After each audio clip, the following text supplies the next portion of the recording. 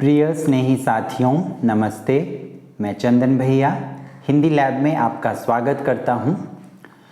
कई मित्रों ने, हिंदी विषय के अध्यापक अध्यापिकाओं ने यह प्रश्न पूछे कि अब हिंदी दिवस आ रहा है तो हिंदी दिवस कैसे मनाया जाए, हिंदी पखवाड़ा कैसे मनाया जाए, अपने विद्यालय में क्या क्या गतिविधियां कराई जाए। कुछ इन्हीं प्रश्नों का जवाब इस वीडियो के माध्यम से मैं आपके समक्ष पेश कर रहा हूं।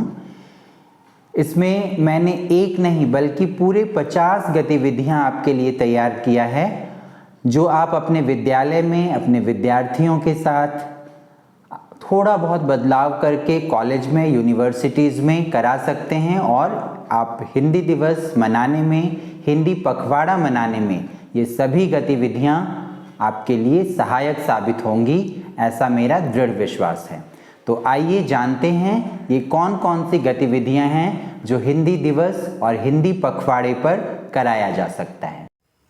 पहली गतिविधि है विशेष प्रार्थना सभा। हिंदी दिवस के अवसर पर विद्यालय में विशेष प्रार्थना सभा का आयोजन किया जा सकता है। इस प्रार्थना सभा में हिंदी दिवस क्यों मनाया जाता है, कैसे मनाया जाता है, कब हिंदी को राजभाषा का दर्जा मिला, इन सभी बातों पर अपने विचार साझा किए जा सकते हैं और ये जानकारी सभी तक पहुंचाई जा सकती है। दूसरी गतिविधि है हिंदी भाषा के महत्व पर गीत गायन प्रतियोगिता। हिंदी भाषा का क्या महत्व है, यह हमारे जीवन में कितनी उपयोगी है, इस बात पर गीत गायन प्रतियोगिता का आयोजन किया जा सकता है। तीसरी गतिविधि है कवि सम्मेलन। ये बड़ी ही मनोरंजक गतिविधि है। बच्चे अलग अलग कवियों के, कवयित्रियों की वेशभूषा में तैयार होकर आएं और उनकी कविता सुनाएं। कोई बच्चा रामधारी सिंह दिनकर बनकर दिनकर की कविता सुनाए, कोई सुभद्रा कुमारी चौहान बनकर उनकी कविता सुनाए। सब अलग अलग कवियों के, कवयित्रियों के रूप में तैयार होकर आएं और अपनी कविता सबके सामने प्रस्तुत करें। चौथी गतिविधि है व्याकरण या भाषा संबंधित खेलों का निर्माण। बच्चे क्या करें, व्याकरण के विभिन्न प्रकरण जैसे संज्ञा है, सर्वनाम है, क्रिया है, विशेषण है, समास है, अलग अलग उसे लें और उस पर कुछ गेम्स बनाएं, खेल बनाएं कि खेल खेल में उसे कैसे दूसरों तक पहुंचाया जाए, कैसे सिखाया जाए, कैसे आनंद भी मिले और खेल भी हो और ज्ञानार्जन भी हो। तो व्याकरण या भाषा संबंधित खेलों का निर्माण कराया जा सकता है विद्यार्थियों के साथ। पांचवी गतिविधि है व्याकरण या भाषा संबंधित खेलों का आयोजन। अब जो खेल बच्चों ने बनाया उसे दूसरी कक्षा के साथ वे खेलें। कक्षा तीसरी ने बनाया तो कक्षा दूसरी के बच्चे उसे खेलने आए, कक्षा चौथी ने बनाया तो कक्षा तीसरी के बच्चे उसे खेलने आए। तो इस तरह से बच्चे क्या करेंगे, जब आपस में खुद से बनाए खेल को आपस में खेलेंगे तो उनमें कई पहलुओं का विकास होगा। छठी गतिविधि है आशु भाषण। बच्चों को ऑन द स्पॉट, उसी समय कुछ ऐसे टॉपिक दिए जाएं और बच्चों को उस पर अपनी बात रखनी है भाषण के रूप में। तो ये आशु भाषण जो हिंदी दिवस पर कराया जा सकता है। सातवीं गतिविधि है भाषण प्रतियोगिता। हिंदी भाषा से संबंधित विभिन्न विषयों पर बच्चे भाषण तैयार कर सकते हैं, भाषण दे सकते हैं। तो ये भाषण प्रतियोगिता का आयोजन किया जा सकता है। आठवीं गतिविधि है निबंध प्रतियोगिता। बच्चे हिंदी भाषा से संबंधित विभिन्न विषयों पर निबंध लिख सकते हैं। जैसे विषय क्या हो सकते हैं, हिंदी आज और कल, आज क्या बदलाव आया, कल कैसी थी हिंदी, इंटरनेट के युग में हिंदी, मेरे जीवन में हिंदी का महत्व, हिंदी में रोजगार के अवसर, इन सभी विषयों पर बच्चे निबंध लिख सकते हैं। नवीं गतिविधि है नारा लेखन प्रतियोगिता। हिंदी भाषा से संबंधित बच्चे नारे लिखें और उसे सबके सामने प्रस्तुत करें। तो नारा लेखन प्रतियोगिता भी हिंदी दिवस पर या हिंदी पखवाड़े में कराया जा सकता है। 10वीं गतिविधि है कविता लेखन प्रतियोगिता। बच्चे स्वयं से कविता लिखना सीखें, उन्हें हम थोड़ी मदद करें, फिर बच्चे खुद से कविता लिखें। मिलते जुलते शब्दों का प्रयोग करके बच्चे विभिन्न विषयों पर कविता लिखें और उसे प्रस्तुत करें। 11वीं गतिविधि है कहानी लेखन प्रतियोगिता। स्वयं की सोच से बच्चे कहानी लिखें, कहानी के पात्रों का चयन करें, लिखें और ये प्रतियोगिता कराई जा सकती है। 12वीं गतिविधि है दोहा लेखन प्रतियोगिता। बच्चे हिंदी भाषा से संबंधित दोहे लिखें और ये प्रतियोगिता कराई जा सकती है हिंदी दिवस पर। 13वीं गतिविधि है पहेली लेखन प्रतियोगिता। हिंदी भाषा से संबंधित, भाषा के विभिन्न पहलुओं से संबंधित पहेली बच्चे लिखें और उसे पूछें। 14वीं गतिविधि है चुटकुला लेखन प्रतियोगिता। बच्चे स्वयं की सोच से चुटकुले लिखने का अभ्यास करें, चुटकुले लिखें और कक्षा के समक्ष या हिंदी दिवस पे अपने अन्य मित्रों से पूछें, उन्हें सुनाएं, चुटकुला सुनाएं। 15वीं गतिविधि है नाटक का मंचन। कोई भी नाटक जो भाषा से संबंधित हो, बच्चे उसे चुनें, उसका अभ्यास करें और नाटक का मंचन मंच पे सभी के समक्ष करें। 16वीं गतिविधि है हिंदी प्रदर्शनी। वर्ष भर विद्यार्थियों ने हिंदी भाषा से संबंधित जो भी सृजनात्मक कार्य किया है, चाहे उन्होंने स्वरचित कविता की हो, कहानी लिखा हो, कुछ खेल बनाए हों, इन सभी का संग्रह करके एक प्रदर्शनी लगाई जा सकती है। 17वीं गतिविधि है कव्वाली का आयोजन। विद्यार्थी शिक्षक के मार्गदर्शन में कव्वाली तैयार कर सकते हैं और इसे हिंदी दिवस या हिंदी पखवाड़े पर प्रस्तुत कर सकते हैं। 18वीं गतिविधि है वाद विवाद प्रतियोगिता। विद्यार्थियों को कुछ विषय दिए जा सकते हैं, कुछ विद्यार्थी उसके पक्ष में बोलेंगे, कुछ विद्यार्थी उसके विपक्ष में बोलेंगे और इस प्रकार वाद विवाद प्रतियोगिता का आयोजन हिंदी दिवस पर या हिंदी पखवाड़े पर किया जा सकता है। 19वीं गतिविधि है कहानी सुनाओ प्रतियोगिता। विद्यार्थी कोई भी अपनी मनपसंद कहानी चुनेंगे और उसे सभी के समक्ष सुनाएंगे, एक तारतम्यता के साथ, एक लय के साथ, दर्शकों को, श्रोताओं को बांधे रखने की कला के साथ। 20वीं गतिविधि है दोहा गायन प्रतियोगिता। विद्यार्थी कोई भी दोहे, रहीम के दोहे हों, कबीर के दोहे हों, लें और उसे लय के साथ सुनाएं, उसे गाकर सुनाएं। इसकी प्रतियोगिता का आयोजन किया जा सकता है। 21वीं गतिविधि है पहेलियाँ पूछना।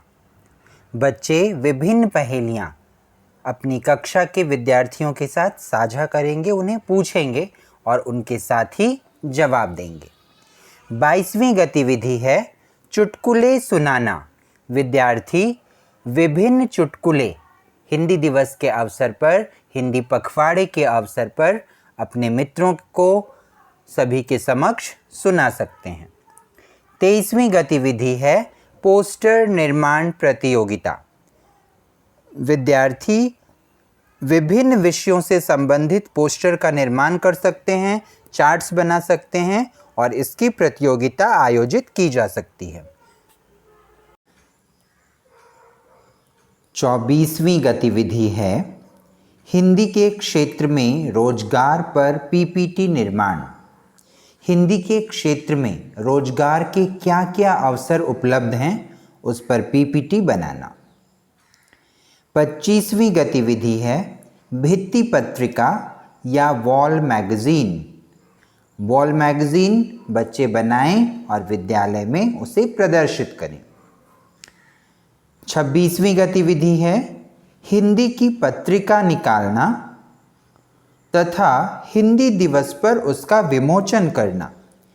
विद्यार्थियों ने वर्ष भर जो भी सृजनात्मक कार्य किए हैं, उन सभी का संग्रह करके उसकी एक पत्रिका निकालना, कविता, कहानी, चुटकुले, पहेली, जो भी उन्होंने स्वयं से लिखा है, हिंदी में और क्या काम किए हैं, उन सभी कार्यों को संग्रह करके उसे एक पत्रिका का रूप देना और उस पत्रिका का विमोचन हिंदी दिवस के अवसर पर करना। 27वीं गतिविधि है डिस्प्ले बोर्ड की साज सज्जा। अपने डिस्प्ले बोर्ड्स को अच्छी तरह से हिंदी दिवस, हिंदी पखवाड़े के हिसाब से सजाएं। 28वीं गतिविधि है हिंदी के महान लेखकों, कवियों के जीवन की प्रमुख घटनाओं का संग्रह व प्रदर्शनी। हिंदी के महान लेखक हैं, कवि हैं, उनके जीवन में कौन कौन सी घटनाएं घटी, वो उन विशेष प्रसंगों का संग्रह करना और प्रदर्शनी लगाना। 29वीं गतिविधि शुद्ध हिंदी में 2 या 2 से अधिक पात्रों का वार्तालाप। शुद्ध हिंदी में कोई 2 पात्र चुनें और आपस में वार्तालाप करें। ये भी एक अच्छी गतिविधि हो सकती है। 30वीं गतिविधि हिंदी में प्रचलित शब्दों व वाक्यों का श्रुतलेख। हिंदी में जो भी शब्द या वाक्य प्रचलित हैं उनका श्रुतलेख लिया जा सकता है। 31वीं गतिविधि शुद्ध पठन प्रतियोगिता। ये बड़ी ही मज़ेदार गतिविधि है। इसमें क्या करना है, चुनी हुई कोई भी कहानी या पाठ को पढ़ना है। पढ़ते समय ध्यान देंगे कि कोई भी गलती नहीं होगी, शुद्धता के साथ पढ़ना है और जहाँ गलती हुई आपकी बारी खत्म और अगले की बारी शुरू होगी। तो इसमें हमें बिल्कुल सचेत रूप से पठन करना है, ध्यान देकर सचेत रूप से। 32वीं गतिविधि सुलेख प्रतियोगिता। अपने सुंदर अक्षरों को प्रदर्शित करने का यह एक अच्छा माध्यम है, सुलेख प्रतियोगिता। 33वीं गतिविधि महान विभूतियों द्वारा हिंदी भाषा के प्रति व्यक्त किए गए विचारों का संग्रह। जो महान लोग हुए हैं, महान, वो क्या हिंदी भाषा के प्रति उनके क्या विचार हैं, उन्होंने हिंदी के लिए क्या कहा है, उनके विचारों का संग्रह करेंगे और उसकी एक सूची बना सकते हैं। 34वीं गतिविधि वर्ग पहेली हल करना। वर्ग पहेली विभिन्न विषयों से संबंधित वर्ग पहेली, आप फूलों के नाम, फलों के नाम, चिड़ियों के नाम, देशों के नाम, इनकी वर्ग पहेलियां हैं। आपको मेरे इसी चैनल में वर्ग पहेलियों की कम से कम 30 से 35 वर्ग पहेलियों की सूची मिलेगी, आप उन्हें हल कर सकते हैं। 35वीं गतिविधि है हिंदी के प्रमुख उपन्यासों व उपन्यासकारों की सूची बनाना। हिंदी के प्रमुख उपन्यास कौन कौन हैं, उनके उपन्यासकार का क्या नाम है, इसकी एक सूची बनाना और उसे डिस्प्ले बोर्ड पर लगाना। 36वीं गतिविधि है हिंदी के प्रमुख काव्य संग्रह व कवि कवयित्रियों की सूची बनाना। प्रमुख काव्य संग्रह कौन कौन से हैं हिंदी में और उनके कवि कौन हैं, कवयित्री कौन हैं, इसकी एक सूची बनाकर डिस्प्ले करना। अगली 37वीं गतिविधि शब्दकोश से शब्द ढूंढो प्रतियोगिता। ये बड़ी मज़ेदार गतिविधि हो सकती है। इसमें क्या करना है कि एक शब्दकोश अपने विद्यार्थियों को देना है। मान लीजिए 5 बच्चे हैं, 10 बच्चे हैं, या ग्रुप में 2-2 के ग्रुप में दे दिए, शब्दकोश दे दिए और उनको एक शब्द बोले। जो जल्दी ढूंढेगा वो उसमें विजेता हो सकता है। तो इससे क्या होगा, शब्दकोश से शब्द ढूंढने की आदत बच्चों में विकसित होगी। अगली गतिविधि 38वीं गतिविधि है अन्य भाषाओं से हिंदी में आए शब्दों की सूची बनाना। अलग अलग भाषाओं से जो हिंदी में शब्द आए हैं उनकी एक सूची बनाना। अरबी से, संस्कृत से, फारसी से, जो भी शब्द आए हैं, अंग्रेज़ी के, उनकी सूची बनाना और उसे डिस्प्ले करना। 39वीं गतिविधि हिंदी खेल मेला का आयोजन।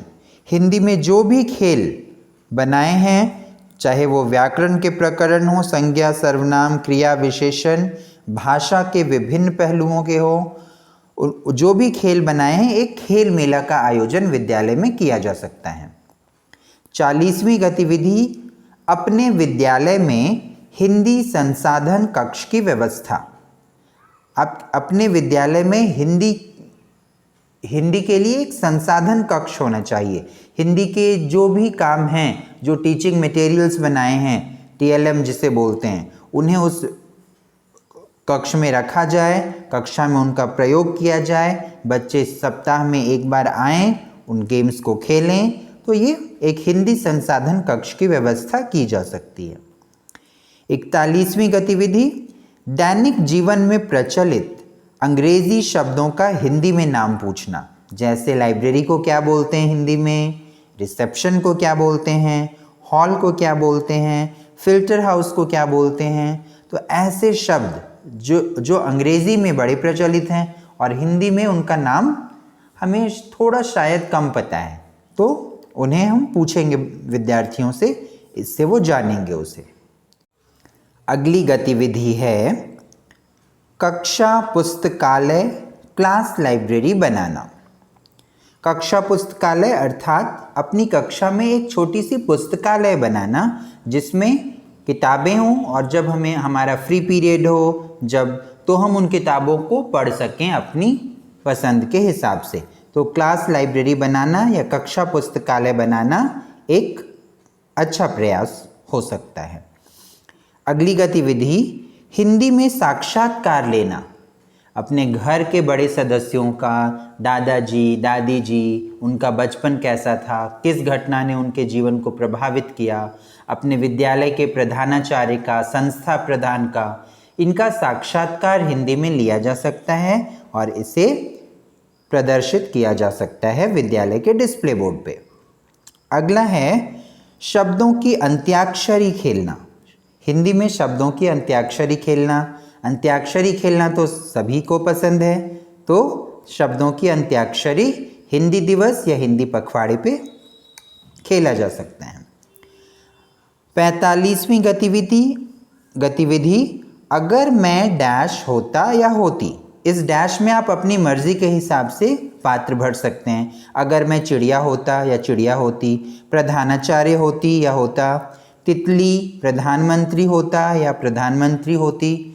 तो ये सारे आप क्या करते, अगर आप चिड़िया होते तो क्या करते, प्रधानमंत्री होते तो क्या करते, तितली होते तो क्या करते, इन सभी बातों को लिख करके प्रदर्शित किया जा सकता है। यह एक मज़ेदार गतिविधि हो सकती है। अगला है 46वीं गतिविधि, सृजनात्मक खेल खेलना।